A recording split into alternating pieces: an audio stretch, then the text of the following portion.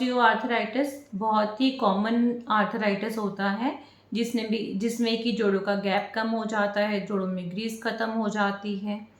इसका मेन कारण इसलिए होता है क्योंकि जोड़ों के बीच में कार्टिलेज होता है। कार्टिलेज स्पंज की तरह होता है, स्पॉन्ज की तरह, जिसको अगर हम प्रेस करते हैं तो वापस अपनी शेप ले लेता है,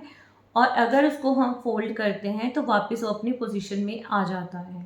ठीक है, जैसे कि आप साइकिल की ट्यूब होती है, उसमें अगर आप फोल्ड करते हैं लेकिन अगर उसमें हवा भरते तो वापस वो खुल के अपनी पोजीशन ले लेती है रबड़,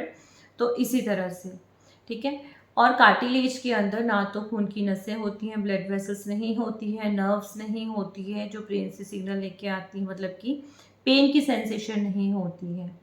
तो जब भी आपके जोड़ों में मौजूद जो कार्टिलेज होता है हड्डियों के बीच में, जब ये घिसता है तो आपको पता नहीं चलता, क्योंकि ना तो इसके अंदर खून की नसें होती हैं, ब्लीडिंग नहीं होती, नर्व्स नहीं होती, पेन की सेंसेशन नहीं होती, और जो जोड़ों के बीच में खाली जगह होती है मूवमेंट में हेल्प करने के लिए, उसमें जो फ्लूइड होता है, तो ये फ्लूइड जो है कार्टिलेज के अंदर चला जाता है। जब आप मूवमेंट करते हैं, कार्टिलेज को प्रेस करते हैं, तो ये फ्लूइड इसमें से निकल के कैविटी में एंटर हो जाता है, और जब आपकी मूवमेंट ख़त्म हो जाती है, आप नॉर्मल पोस्चर में आते हैं, तो ये लिक्विड दोबारा से कार्टिलेज के अंदर चला जाता है। तो इसी से कार्टिलेज को न्यूट्रिशन मिलता है, इसी से कार्टिलेज में से वेस्ट प्रोडक्ट्स जो है वो रिमूव होते हैं। इसीलिए जब जोड़ों के बीच का कार्टिलेज घिसता है तो आपको पता नहीं चलता है, और धीरे धीरे करके ओवरवेट की वजह से या कोई भी ज़्यादा स्ट्रेस अगर जॉइंट्स के ऊपर पड़ता है तो ये कार्टिलेज घिसना स्टार्ट हो जाता है, क्योंकि जो नए सेल्स बनने की क्षमता होती है बॉडी की वो कम हो जाती है, क्योंकि ओवरलोड ज़्यादा पड़ रहा है और बॉडी उतनी स्पीड से न्यू सेल्स की फॉर्मेशन नहीं कर पाती है। तो कार्टिलेज धीरे धीरे करके डैमेज होना स्टार्ट हो जाता है, और फ्लूइड में जो कैविटी होती है उसमें फ्लूइड प्रेजेंट होता है, और कार्टिलेज में जो फ्लूइड एंटर करना है या आउट होना है, मतलब उसमें से, तो उसका जो प्रेशर मेंटेन करने की ड्यूटी होती है वो प्रोटीन की होती है और वाटर की होती है। लेकिन जब कार्टिलेज डैमेज होता है तो वो प्रोटीन जो होता है कार्टिलेज के सेल्स ही बनाते हैं, कार्टिलेज के सेल्स जो है वो नहीं है उतना प्रोटीन नहीं बनाते हैं, तो जो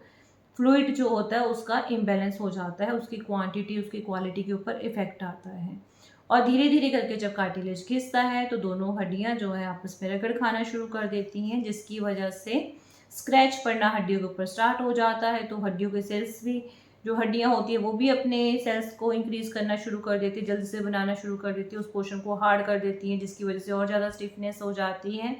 और धीरे धीरे केयर करके हड्डियों की ओवर ग्रोथ भी स्टार्ट हो जाती है। ठीक है, तो इसकी वजह से ऑस्टियोफाइट्स डेवलप होते हैं, लेकिन जब तक आपको पता चलता है तब तक कार्टिलेज भी डैमेज हो जाता है, उसके फ्लूइड भी जो है बीच में से इम्बैलेंस हो जाता है, और बोन्स आपस में स्क्रैच खाना शुरू कर देती हैं। इसके अलावा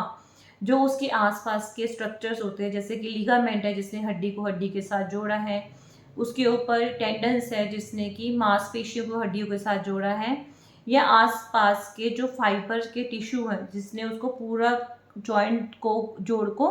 कवर कर रखा है, जैसे हमें गिफ्ट को कवर करते हैं ऐसे ही फाइब्रस मेम्ब्रेन ने पूरे जॉइंट को कवर किया हुआ है, तो उस मेम्ब्रेन के ऊपर जो है धीरे धीरे के इफेक्ट आना स्टार्ट हो जाता है, और ये स्क्रैचिंग की वजह से, फ्रिक्शन की वजह से ही वहाँ पर पेन, स्टिफनेस, स्वेलिंग हो जाती है, क्रैकलिंग होती है, या जॉइंट्स जो है वो लॉक हो जाता है। कई बार देखा मूवमेंट होती है, कोडा अड़क गया जिसको हम कहते हैं, जॉइंट की लॉकिंग हो जाती है, इमोबिलिटी हो जाती है, मूवमेंट्स तो होती नहीं, नेचुरल सी बात है, पेन और स्टिफनेस की वजह से। पेन और स्टिफनेस की वजह से मूवमेंट्स कम हो जाती हैं, तो आसपास की मसल्स की एट्रोफी भी स्टार्ट हो जाती है, धीरे धीरे करके मसल्स जो है वो वीक होना स्टार्ट हो जाती हैं। तो ऑस्टियोआर्थराइटिस को आप इजीली जो है, मतलब अपने लाइफस्टाइल को ठीक करके, अपना वेट कम करके, और या अपना एक्सरसाइज करके, अगर ज़्यादा प्रॉब्लम है तो रेस्ट करना पड़ेगा, तो उसके अकॉर्डिंग धीरे धीरे करके आप इसको ठीक कर सकते हैं। लेकिन जल्दबाजी नहीं, पेशेंट सोचता है कि हफ्ते के अंदर डॉक्टर मुझे ठीक कर दे, तो वो चीज़ पॉसिबल नहीं होती है। इसमें आपको पेशेंस रखना पड़ता है और गाइडेंस की ज़रूरत होती है आपको, मेन तो प्रॉपर।